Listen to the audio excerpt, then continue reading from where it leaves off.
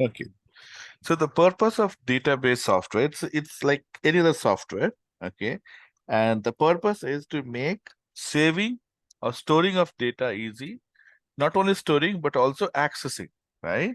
So make storing of data and accessing of data easy. Now, if you talk about a Word or Excel, okay, they can also be used as database, right? Where you can save information, text file. So it's kind of database itself, right? But then accessing becomes difficult. One second thing is when your data becomes too big, like GBs and TBs, it becomes again difficult. These files would not support that kind of that volume of data. So that's where there was a need for developing a new software that would specifically be used for managing data, right? So there were many attempts that were made, and if you look at the history here, okay, the people started talking about hierarchical database. So DBMS stands for Database Management System. Okay, so in 1960s, people were trying to make hierarchical database. Okay, hierarchical database is like it's like a class and class format. You have a parent class, and then again you can have multiple derived class, but that didn't work. And relational database management system was the most popular actually database system that came up in 1970s, and still we use it. And I would say almost like more than 80 to 90% of data today that you see is in RDBMS. Even though we talk about unstructured data, so data can be structured and unstructured. Structured data are those which are saved in, let's say, your table format, right? Where you can create a table, you can save some information. Okay. Unstructured is like your text file, data in text, PDFs, and audio, video, things like that. But still, most of the data that we use today is structured data itself. And to store structured data, there is no better database than RDBMS, or Relational Database Management System. And we are going to focus on RDBMS itself. Okay. Um, so RDBMS is a concept.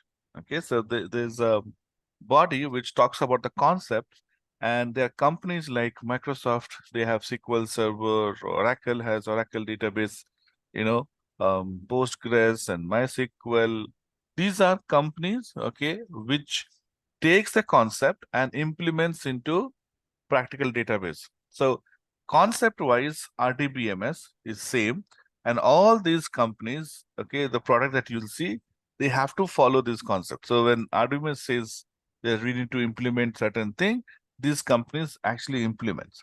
So once we learn these concepts, it doesn't matter whether you work with um, Oracle or SQL Server or Postgres or MySQL, depending upon your business application, you'll be using this. So 90%, okay, but every company is different, right? So they'll try to have some extra features to show their um the expertise, or you know, but then the core concept remains the same.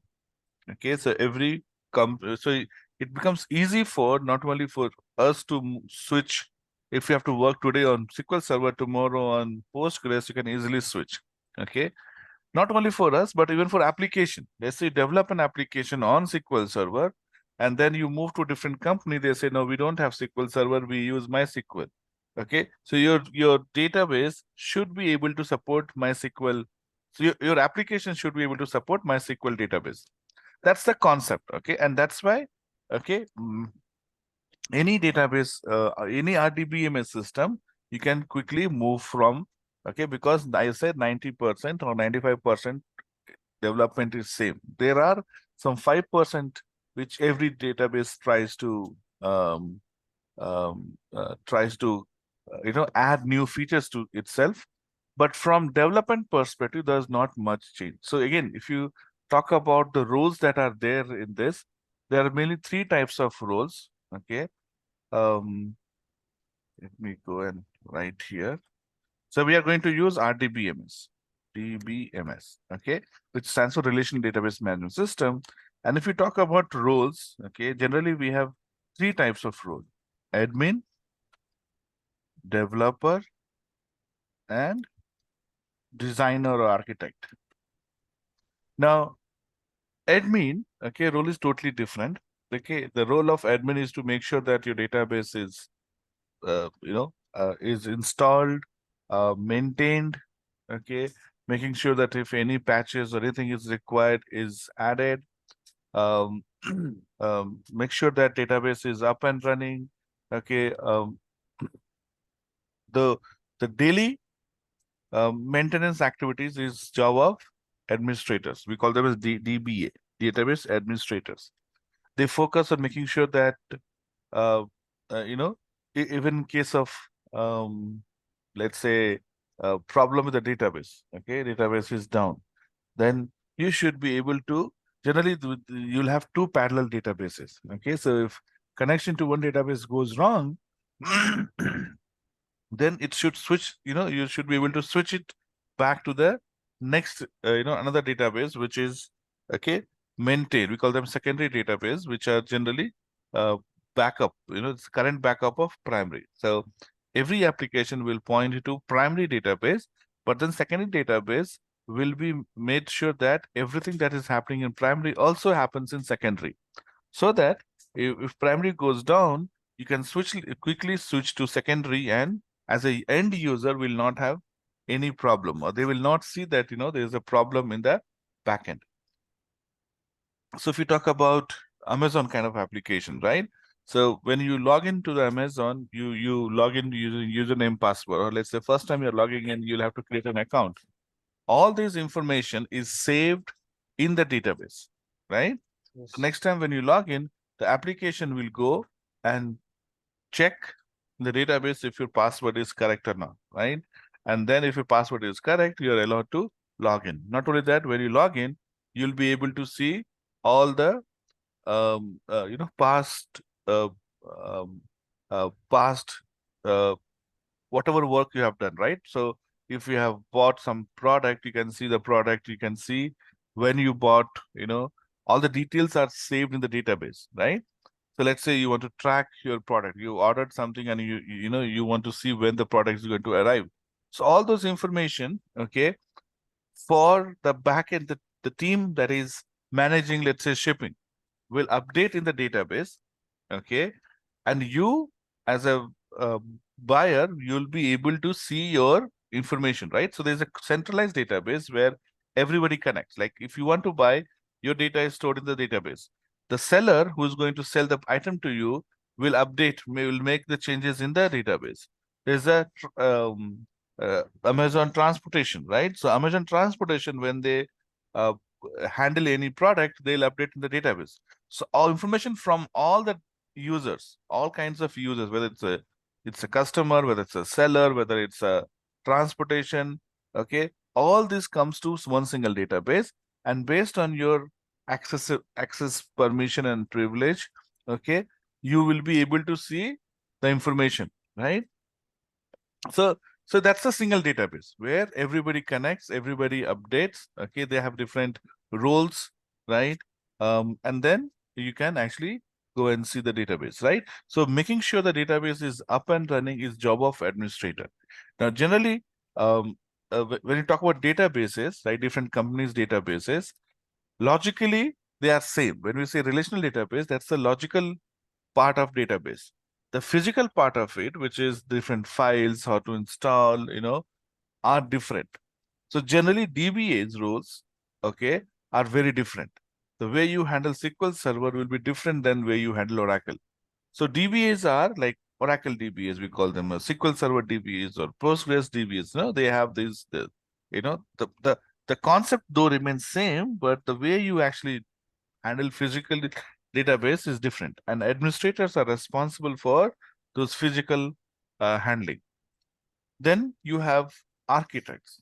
Architects are responsible for designing the database structure, okay, and we will spend some time on this as well, okay, if not today, tomorrow, okay, we'll focus on what is architecture, okay. there's something called as ER diagram, entity relationship diagram, which talks about designing of architecture. They say that, okay, how many tables you need, what should be the table name, how many columns should be there, okay, what should be the um, data type of each table. Okay. Now to do that, one, you need to understand about the product very well. Okay. And second, you of course you need to understand database very well, right? Okay. So my job here is to not to make you architects. Okay. That's not the role, purpose, but then you should know, right? You should be able to read ER diagram. Now, if you want to know, if you log into application and you want to do certain work on application, you need to know which table is there, what kind of columns it has. So you will be looking at the ER diagram. An ER diagram will tell you everything about your database, right? So that's why we will briefly touch upon the architect role, okay? And then, okay, the developer, the core work that you guys will be doing is on the developer front, okay? So we should be spending more time on developer activities. Okay. Now, for now, I think, for today, we don't need to install any software. Okay. But I would say that, going forward, you can choose any software that you want to install, you want to work with. Okay. You can work with MySQL. Okay. So let me write it down here.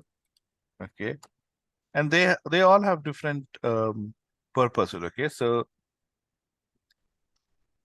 talk about databases, you can go with Oracle, okay, SQL Server, you can go with DB2, you can go with MySQL, you can go with Postgres, Postgres SQL, okay, or sometimes they call it Postgres only, okay. So these are, majorly used um, databases. Then you also have something called as SQLite. Now, if you do not want to install any server, okay, SQLite is database which is very light, okay, and you can do that. SQLite comes with Python, okay. So Python, when you install it, okay, so SQLite is also installed with Python, okay. So if you want to go work with SQLite, you don't need to install any other, software. But I would say that, because you are here to learn, install any one of these above. Most probably, MySQL and Postgres, these are used very often in terms of cloud environment. Okay. So I would say just, try to use MySQL or Postgres. Okay.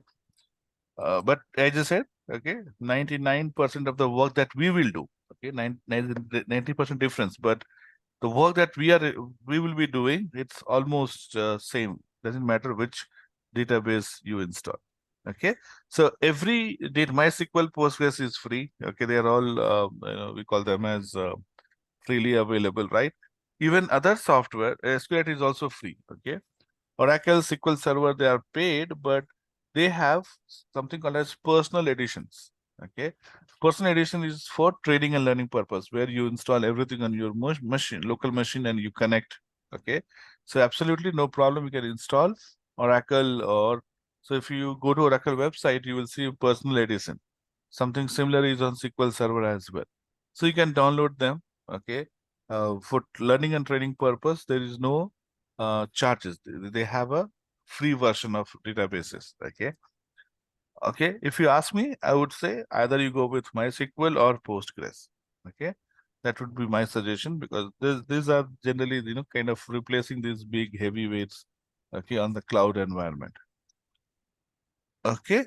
So, so far what we have learned is database software is used to handle data, right? Efficiently handle data.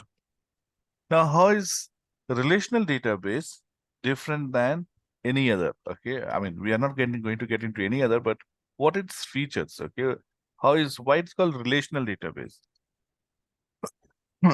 Okay, so again, our focus will be mostly on the logical side of the database, right? So now, when you talk about logical side of database, right, at data, okay, is stored in a table format. Okay, so obviously data will be stored in some file, right? So Oracle has different files, SQL Server, everybody has different file, but at a basic level, okay, your data will be stored in a in table format, logical aspect. Okay, so I told you database has physical aspect and logical aspect.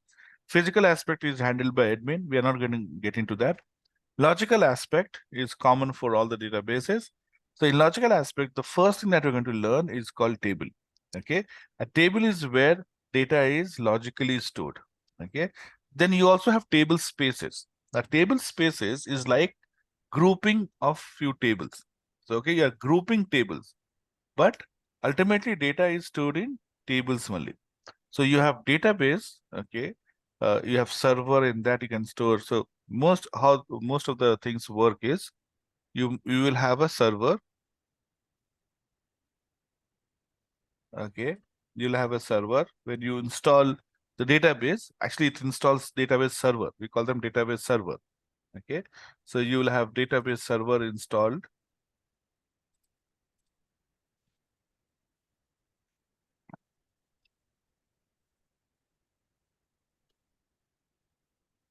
Okay, so you have database server installed here. Okay, now this server will have you can install multiple database inside this, right? You can have, for different project, you can have different databases, right? You can say, okay, for e-commerce project, I'll have one database. For for training purpose, I have one database. For consulting purpose, I have another database. So these database are different. Now, okay, now though they are in the same server, okay, it is very difficult. It's close to impossible to, if you have a data here. Okay, so let's say I call it as DB1, okay, and I'll call this as DB2. Okay, they are meant to be different. Okay, so you cannot access data. DB1 cannot access data from DB2 just like that. Okay, though they are same database on same server, okay, they are totally different in a way that to connect to database, you need username password, right? So generally to connect to database, what you need is, okay,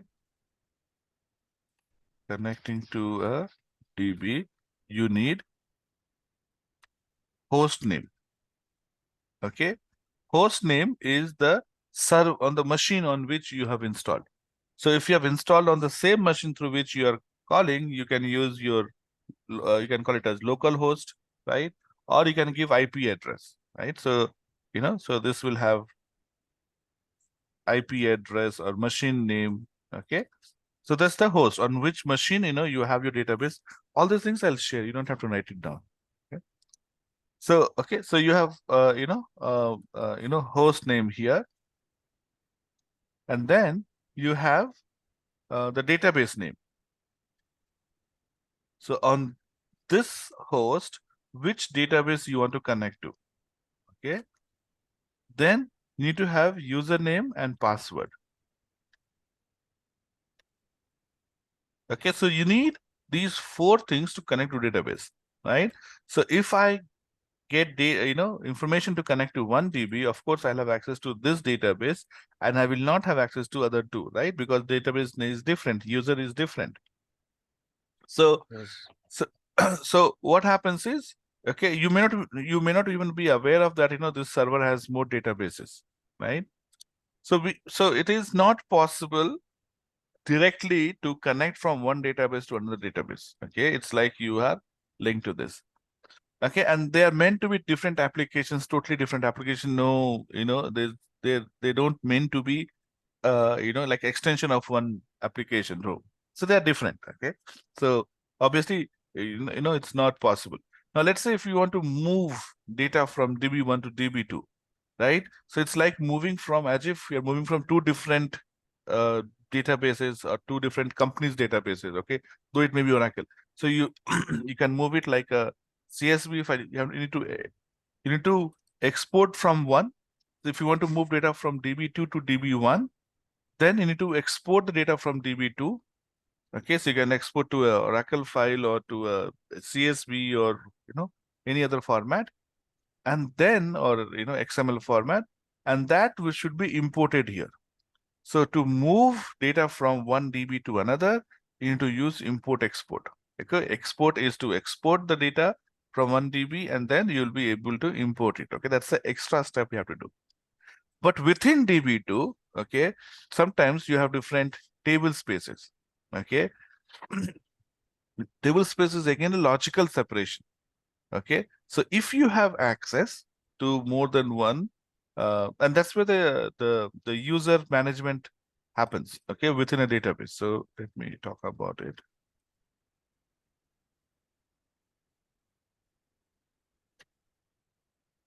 User management. Now this is within the database. Okay, now generally, of course, administrator is responsible for managing it. So you will have admin, role. Okay, admin role will have access to everything in the database, and they can do anything and everything. That means they can delete data, they can add new user, they can give permissions to user, right? But generally, we don't, even if let's say you are administrator, okay, we generally don't suggest to log in as administrator, because when you have login as administrator, there is always that risk that you might do some damage to the database, right? You might delete a user, which is very important, or you might delete the data. So, so until and unless it's absolutely necessary, you don't log in using admin, okay? And you can create multiple users. Okay, you can create multiple users with different roles and permissions. Oops. Different roles and permissions. Okay, so let's say you belong to HR department. Okay, you probably will not have access to the finance thing. If you're from finance department, you may not have access to the HR thing, right? So they may not give you access. So they'll create HR user or admin user, HR admin user. So you are from HR department and you have access to admin role, admin data, right? So they create multiple such accounts who the administrator will do that, and then you log in or you work through that account, okay?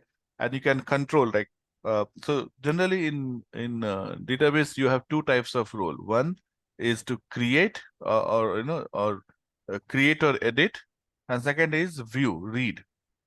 Okay, just like read and write, what we say. Read is you can't modify any data, you can only read the content, and second is you can modify. So one thing is getting access, and access means what? Do I have read access, or do I have both read and edit access? Okay, so sometimes you might be given only read access. Now if you talk about users logging into our data Amazon database, you'll be given only read access. Okay, you can't edit anything. Okay, you can only read. Okay, and the application through which you log in, the website will have edit access. So when we buy a new product, when you make a payment, the entry is made to the database that you bought that item, right? And that entry is being made by the application. So application will only have permission to edit it, right? Yes. So all this managed by administrator. We don't have to worry about all those things. What we need to focus is what happens in DB1. Okay, so for us, for users, we perform. Okay, we'll take one DB, and okay, we will learn how to perform what we call as CRUD application. Okay,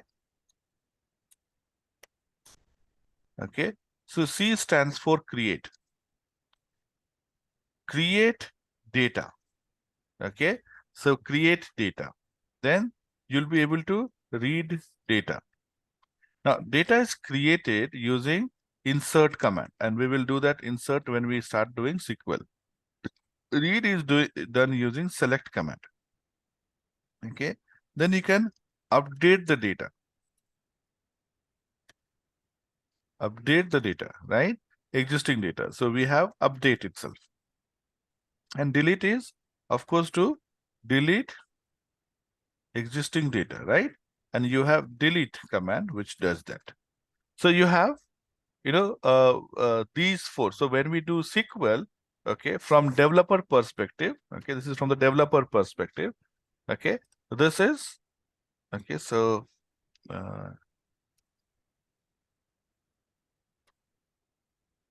developer access or role, okay. Okay, so we will spend more time learning about this. Now, even in this, select is what will take you time. So 50% of our time will be used to perform select with the data. Okay. And then you have insert, update, and delete. Okay.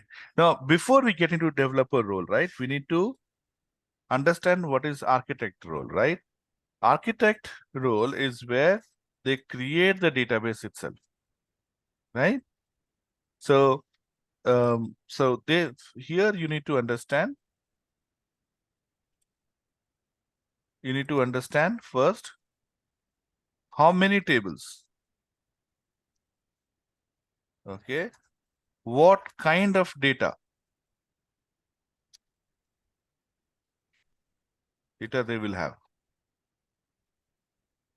Okay, how many tables, what kind of data they will have, what else. Okay, each column, each table will have columns, right? We told you in RDBMS data is stored in table format. So table is like when you look at an Excel, right? You have column and rows, isn't it? So, Yes. so how many columns you need? How many columns you need? Okay, for each of the columns, what should be the data type?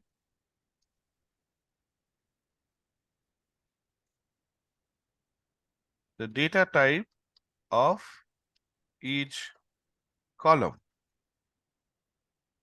Okay, then any if is like what do you call it, constraints. So do we require to add any constraints? Okay, these are the decisions that architect will have to make, and then based on that they create table. Okay, so I just said table will be of the form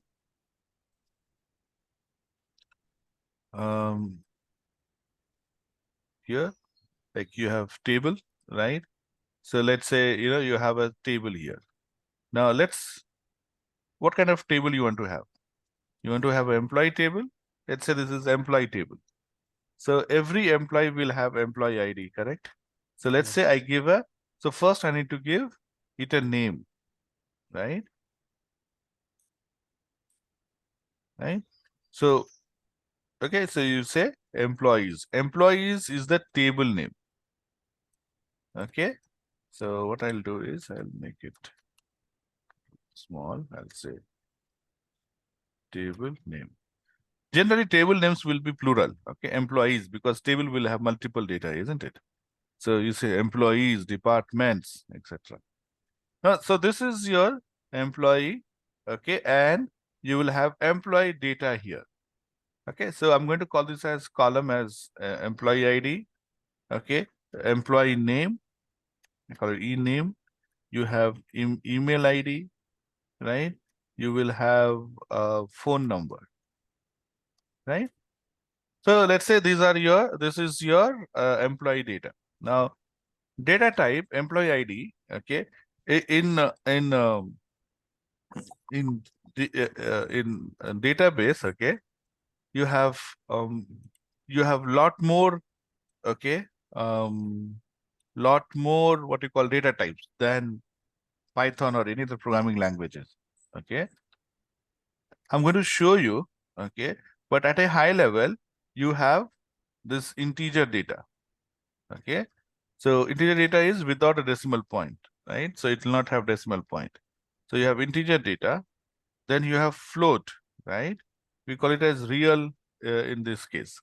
Okay, real is same as your float data. Okay, then you'll have date. Okay, Date is again important data type in table. You need to store when each of the actions happen, right? So it'll store as the date. Okay. Then you will have text. So you can have text and char. Okay. So, okay, this is to store text and char. Now these are, okay, what I say, important data types in database. Okay. Now there will be slight change. Okay. Now these are only 4 at a high level. Okay. Within that, I'm going to show you that you will see there are many different data types. Okay. Because for every kind of requirement, you have a specific data type. And the data type again can change little bit, not much from one programming language to another. Okay, I'm going to show you example of, let's say, Oracle database or MySQL. Let's speak about MySQL. So I'm going to share 1 second. MySQL.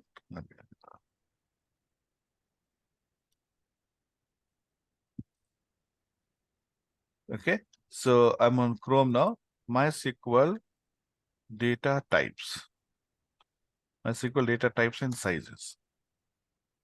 Okay, W3 School is best. Okay, you can go to W3 School. Now here you see this is the data type. Okay, I'm going to copy this link and paste it um, in the PPT. Give me a second. So I'm going to say data types in MySQL. Okay, so that you have that link with you.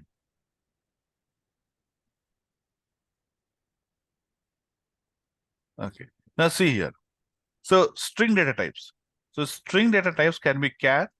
Okay, so char is a fixed length string. Fixed length string. So when you talk about phone numbers, right? It's better to use char for phone number.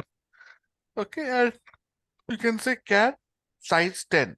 Okay, phone numbers will be exact size, right? It will not have like it's not that someone will have 4-digit number, someone will have 7-digit number, right? It's a fixed length. So char and then bracket you say 10. That means a character with 10 size is assigned to your data type. You have variable characters, varchar. Okay, like name and address. This is what we use mostly, varchar. Variable character. So like name, and I can say varchar 30. That means at max you can store 30 characters. At max you can store 30 characters. Okay, but you can store less than that as well.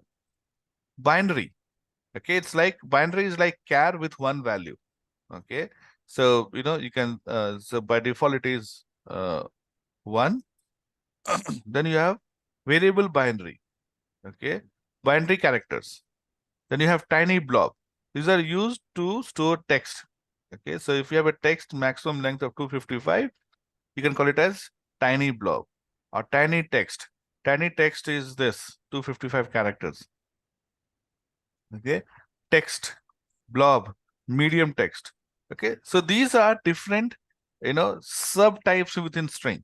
Okay, most of the time we will be using these two only. Okay, we won't be using rest, but yeah, but that what's the purpose. Okay, if your text size is too big, so you say medium blob, long blob. Okay, so you can store text of this size. You have binary and text, right? See, some files store text in binary format. When you open a text file in the text notepad, you'll be able to see the text. But if you open a Word document or Excel in a text file, you won't be able to see the text. It will be all the junk kind of characters. That is called binary.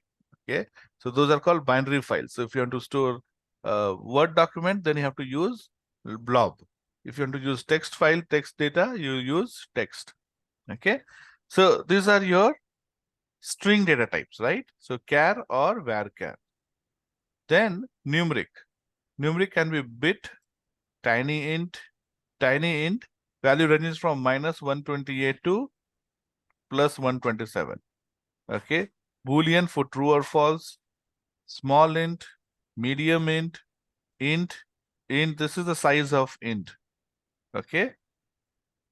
Then big int, right? Float, right? Double. So float, double, decimal, they all use your real data type. Okay. So float, when I say size comma D, it tells me what should be the maximum size and how many decimal places you want to have. Okay.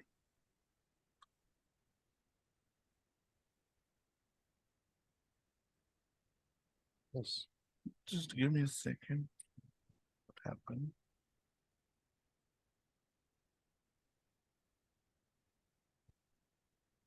Okay. So you can use, okay. So that's what you have to go through this and then decide what is the best suited, okay, data type for your, for your task. Okay. Now, date time, right? Date. Okay. So this is the date format. Date time. So this is date time format. Timestamp is only to measure the timestamp. Time. Okay. Only time if you want. Only time. Year. Support year, right? So these are the data types. Okay. Now this is for MySQL, right?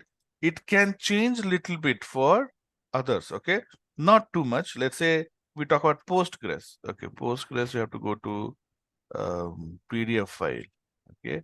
Or let's do the Postgres, no problem. Okay, Postgres data types. Okay.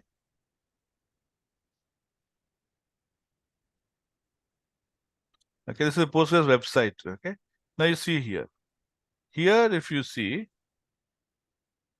okay, data types integer, big int, big serial, boolean, box. You see, there's some extra thing, right? JSON, so these have so many types of data. This is just your text, integer data, right? Or it's everything, sorry. It has everything here, right? You have character also, right? So this is how you use int 8, serial 8, okay? Float 8, varchar.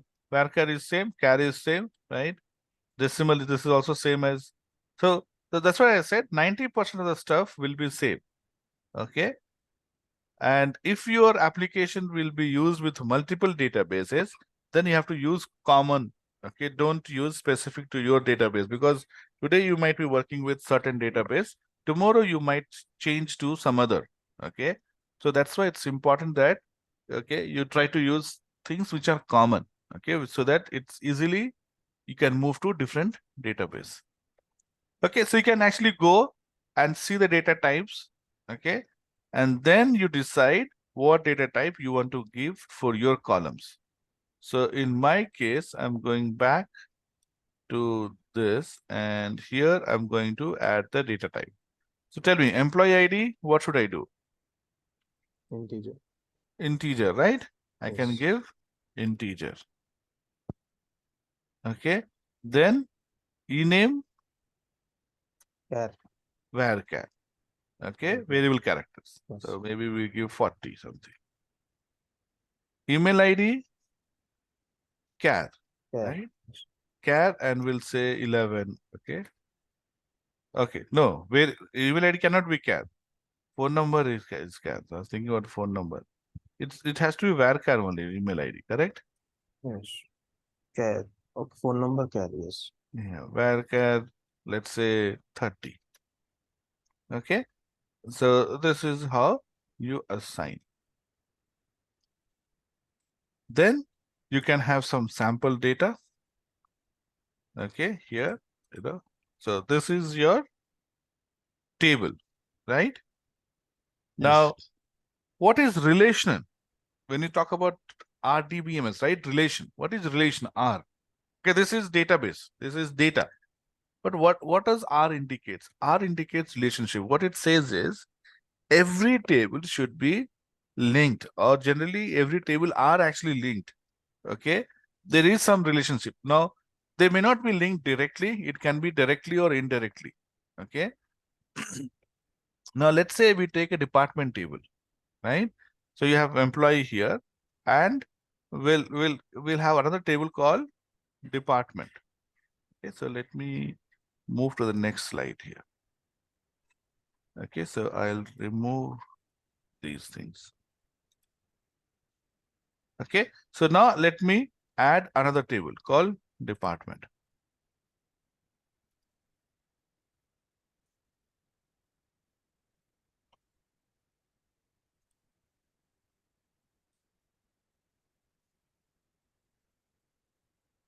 Okay, so now department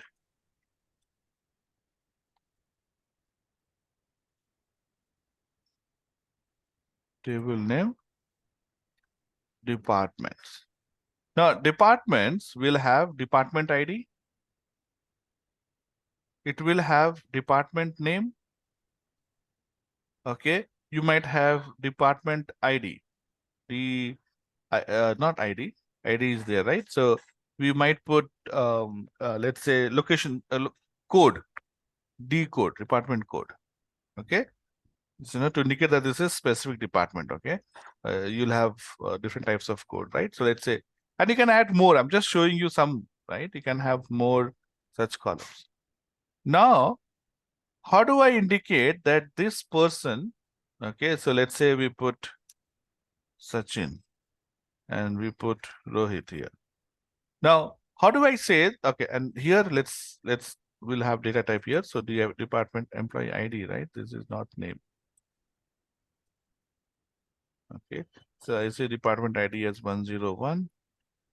This will be say 102. Okay, and here let's say I give department ID 1, 2, and department name. Let's say we say sales, and let's say we say product development. Okay, 14. So we'll make this also 14. Okay, right now. How do I indicate? Tell me, you tell me, how do I indicate that Sachin belongs to sales department? Now I say that Sachin belongs to sales department. How do I indicate Sachin belongs to sales department? Okay. Now see, department will be very few, 5, 10, maybe 15 departments. But employees can be thousands, right? 10,000, 50,000, maybe, even more. Now, I need to link Sachin to sales, right? So you can say that I can create another table here called department. And I can say here sales, marketing. Now I need to know what is the department code of Sachin. Or let's say Sachin wants to file his reimbursement, right?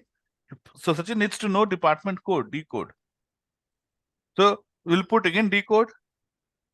Now what happens is, okay, imagine there are 10 columns. Okay, in reality you'll have more than 20 columns for sure. Okay, we deal with 60, 70 columns as well. Now let's say department has 20 columns, just an example.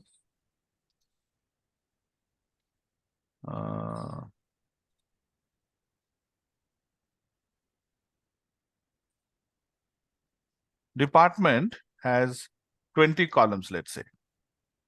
Okay, department has 20 columns.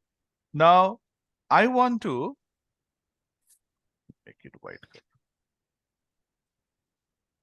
Okay, now if I add the 20 columns here, okay, what happens?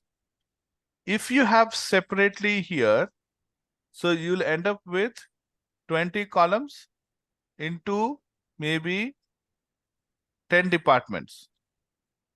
Okay, equal to 10. So total how many cells you will have? 20 into 10, 20 into 10, right? And not 100.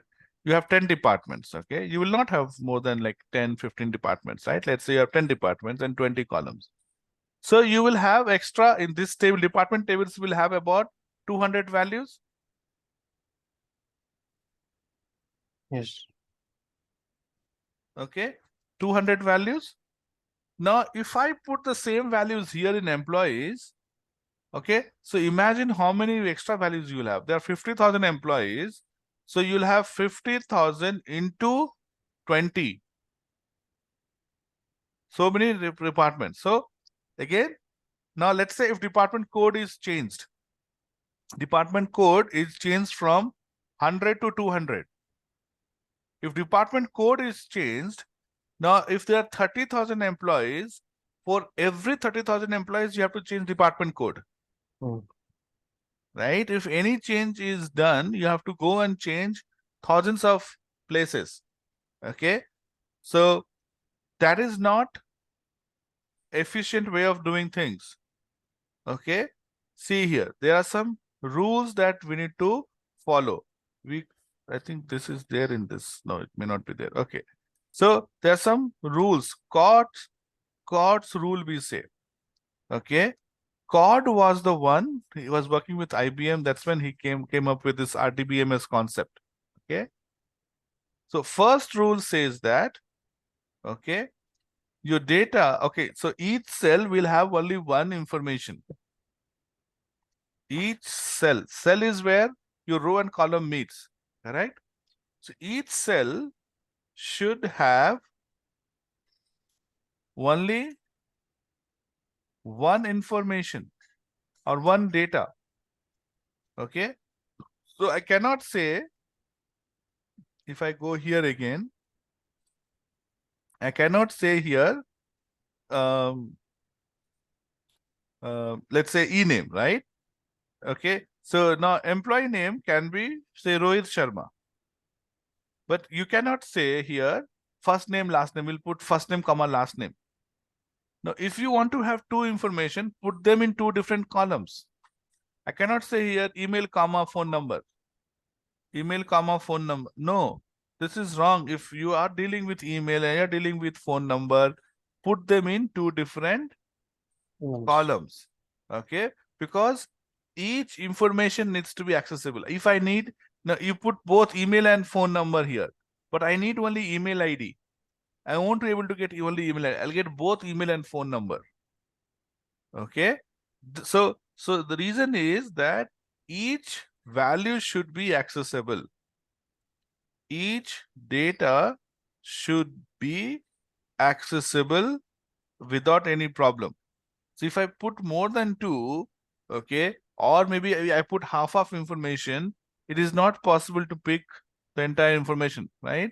So each data should be accessible. That's why each cell should have only one data. Second rule it says is, okay, no duplicate of data. Data should not be duplicated.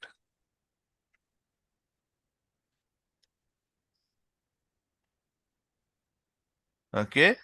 Every information you see should be present only once in the table or in the data, entire database, not in the table, in the entire database. Tell me why. If we want to change anything, it might be difficult. And also it's like even if you should if you want to delete some data, you have to do it Multiple times, and you know exactly. So when you edit, update, delete, right? Okay, reading becomes easy. Okay, reading, if you have 10 different places, it's easy. But writing becomes very difficult. Editing, deleting becomes very difficult. Edit, delete, okay, is difficult, okay, because you don't know how many and where, okay, all the data are, right? So you should not, okay, have duplicate values. That's the first rule of any software system, okay, not only database, any software system. You should not duplicate the data. When you're designing, developing something, make sure that data is not duplicated, okay? Otherwise, you don't know. Another thing is space, right? Duplicate will also occupy space.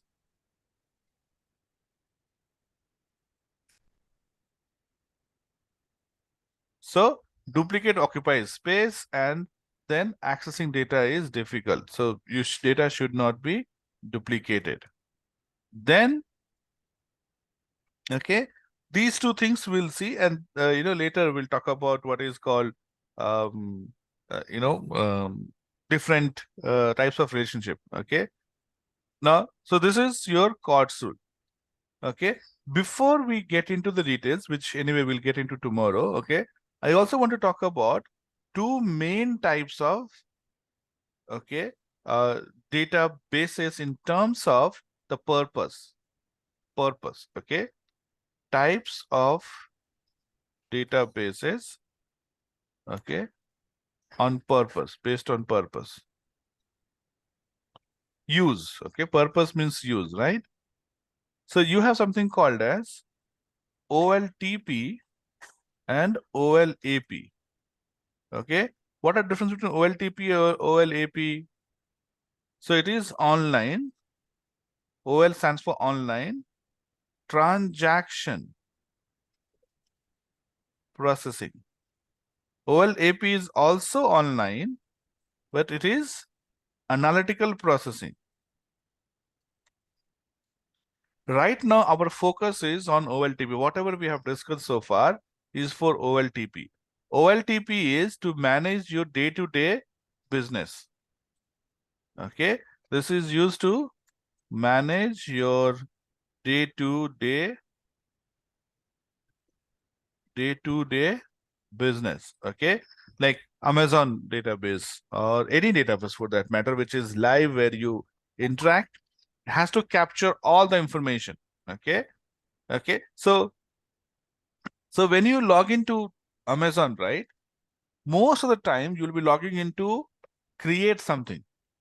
Okay, and of course you want to how many times do you log in just to see where the product has reached? Very rarely, right? Okay, product you have bought it and you're expecting in 2 days, you didn't get in 2 days, then probably you will log in to see where your product has reached or when it will be delivered. But very rarely we log into the database to read the data, right? We go to create data. When you go and you log in, okay, so bulk of the application here, I'm not saying that zero, okay, bulk, when you speak about crude, right, bulk of the action here, bulk of the operations that you perform here is your CUD, create. When you go and buy a new product, you create the data, you update, okay, or you delete. In fact, these days we don't perform delete. Okay, we don't generally delete information, but that is okay. But this is what you will do. Okay, you add it to a cart, but now you don't want. You remove from the cart, right? Okay. Then less of read, right? Less of read. You are reading data very less. I told you, right? This is generally true, right? You don't log into Amazon every day just to see what did you buy last month, what did you buy 1 year back, right? Very rarely you will do. So online transaction processing is designed such a way that the create and update and delete is easier than read. So now the example I gave you here, okay, about duplicating of data, it is easier to read, okay, if you have in multiple table. Easier to read because you can pick from any table and read it. But then data needs to be updated, deleted, okay, later. So you don't know where all to delete or where all to update. You might update in 2 places, but you might forget in 3rd place, right? So that's why it is not recommended to have duplicate values. And okay, so this is normal application. When we develop any application, our focus is on making your data, making your database very efficient. Now, when we go to analytical process, OLAP application, when you data analysis, okay, data analysis, data warehousing, business intelligence, those are the areas where we use OLAP actually. Okay, so OLAP concept is little different. Okay, since we are doing analytical here, bulk 99%. Okay, almost all the operation here is read. Very less you do create, update, delete. Okay, so when you are analyzing, you're analyzing what happened to Amazon. Amazon wants to analyze what how did the business perform in June 2023. So they will take a portion of OLTP data out. So is the main database is OLTP only. So they will take a portion of OLTP data out offline, and this is online because users can connect. Okay. See, in terms of on database, okay, offline means something which is not accessible. So when you talk about cloud, right, and let's say you have tons of data on the cloud, there's some data which generally you don't use, you use only once in a year. Now, if you are using once in a year, then the data need not be online until you use it, right? So you say cold storage or offline. Cold storage or offline in terms of database is where data is there, like your hard disk when not connected. Your hard disk when not connected is offline. It's there. Whenever you want, you can connect to it and you get the information, but not, it will not be connected for forever. But when it is your laptop, whenever your laptop is on, your data is accessible, that's called online. So offline or cold storage is where you put the data away, and whenever you need it, you will access it. But OLAP is online because you'll connect, okay, and get the data. So here OLAP is generally a portion of OLTP where you will take and you will analyze. Now, if you want to analyze data, okay, then you will not perform edit, update, delete, right? Because you don't want to modify the data, okay? You want to analyze what actually happened. But rarely, some cases you will modify, right? You might want to create multiple partition, multiple, you want to add new column, let's say, or, new grouping. So you'll perform. So you'll perform maybe 1% of the time, but 99% of the time you are only doing reading of the data. So this is called OLAP, okay? And when you talk about business intelligence, business data warehousing, or machine learning analytics, okay, we use OLAP. Sometimes, okay, we go against the concept of OLTP. Because let's say if your data is in 4 or 5 different tables, okay, if data is in 5 different tables, you need to connect to 5 different tables to get the data. And it can slow down your process of connecting to 5 different tables. So there you say, okay, let me duplicate the data. Let me combine 2 tables together and form one single table. Okay, because your focus is on read, you want to improve the read efficiency, so you will perform, okay, but not in OLTP. So for now, for this SQL session, our focus is on LTP. Whatever I'll say holds true for OLTP may not hold true for OLAP. So when we say that we should not duplicate the data, holds 100% for OLTP, may not be true for OLAP, OLAP kind of application. Sometimes OLAP purposely join 2 tables because accessing becomes, if you're frequently connecting 2 tables, okay, better you join them together and put it as one so that reading becomes easier. But that happens only in OLAP, never in OLTP, where your data is live. Because you have to connect, you have to edit, you have to update frequently. Okay. So, so that's the difference between OLTP database and OLAP database. Okay. So far we have done all the basic thing. Okay. So we'll stop here. Tomorrow I'll talk about, okay, what is the relationship? Okay. How to have data in 2 different tables, still be able to connect. Now here, okay, instead of adding all the 20 columns, I'll simply add DID. And if Sachin belongs to sales, I will put DID as 1. If Rohit belongs to marketing and reporting department is code 3, I will say 3. So now you see, okay, and I will actually say that I'll put a connection. Okay, tomorrow I'll show you how to do it programmatically. I'll put a connection between this DID and this DID. And I'll say these 2 DIDs are connected. So in a way, your employee data is an employee table, department data is department table, but now both are linked.